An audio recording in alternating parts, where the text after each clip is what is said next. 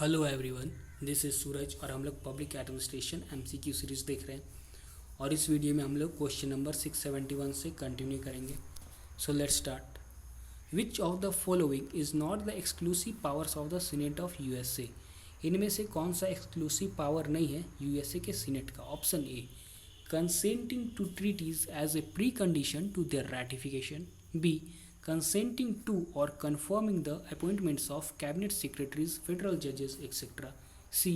Under 12th Amendment, Senate has the power to elect the vice president if no vice presidential candidate receives a majority of votes in electoral college. D. Considering the finance bill. तो जो exclusive power नहीं है senate of USA का वो है considering the finance bill. सो इस question का correct option होगा option D.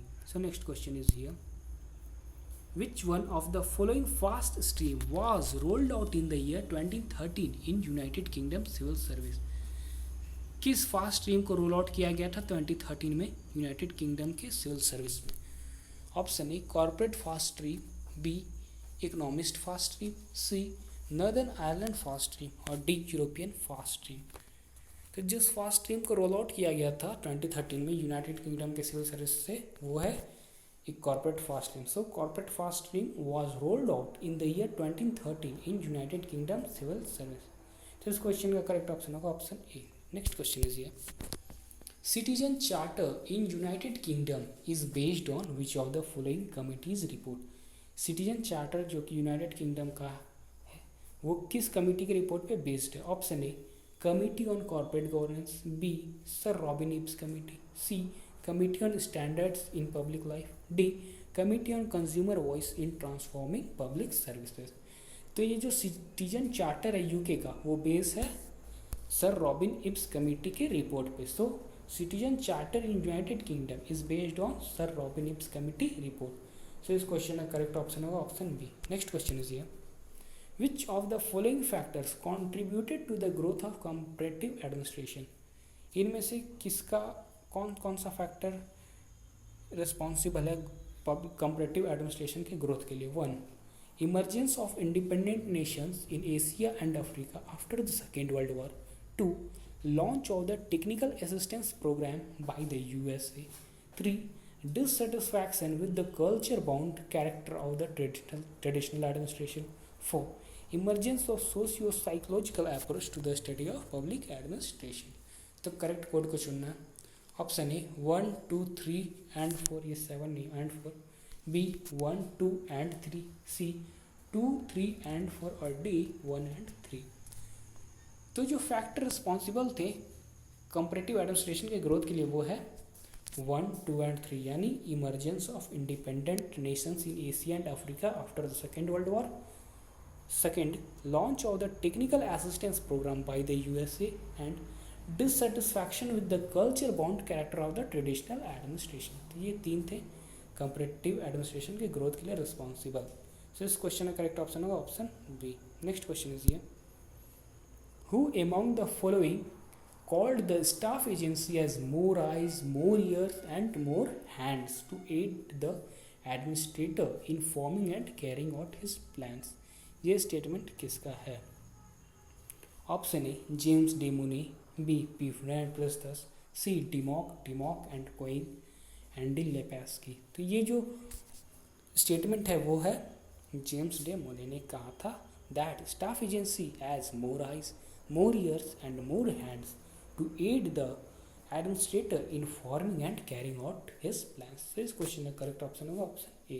Next question is here, which of the following principles is called the first principle of organization by James De Mooney?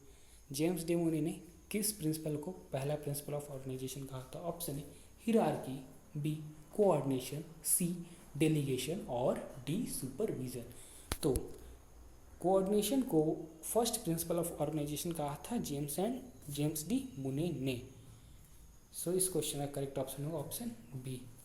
Next question is here, bureaucratic hierarchy is hierarchy of knowledge, who said it? यह statement किसका? Option A, Max Weber. B, Peter Block. C, Karl Marx और D, Hegel. तो ये जो statement है that bureaucratic hierarchy is hierarchy of knowledge, ये statement है Karl Marx का। Karl Marx said that bureaucratic hierarchy is hierarchy of knowledge.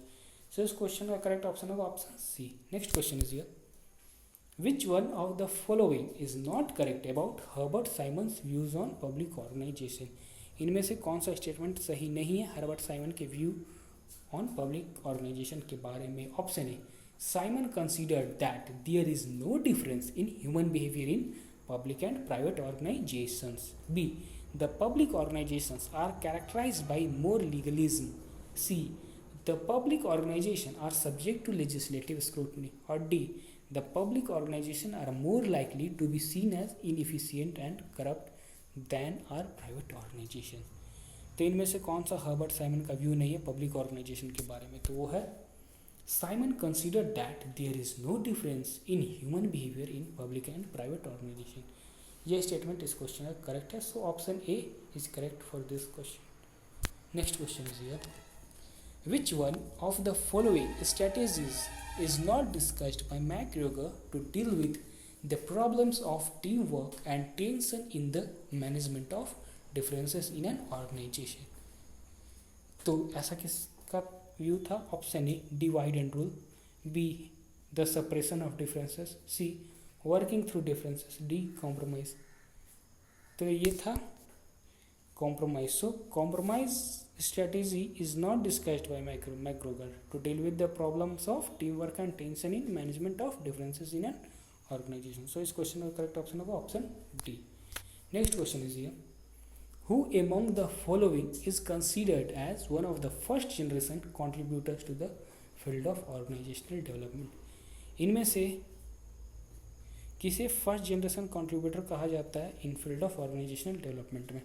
Option A, Chris Argyris. B, Rensis Likert. C, James Demone. और D, Peter Drucker. तो इसका correct option होगा Chris Argyris. Chris Argyris is considered as one of the first generation contributors to the field of organizational development. So इस question का correct option होगा option ए। सो ये last question था इस video का। आप लोगों ने अगर अभी तक पिछले वीडियोस नहीं देखे हैं जरूर देखिए और आने वाले वीडियोस को भी जरूर देखिएगा। थैंक्स।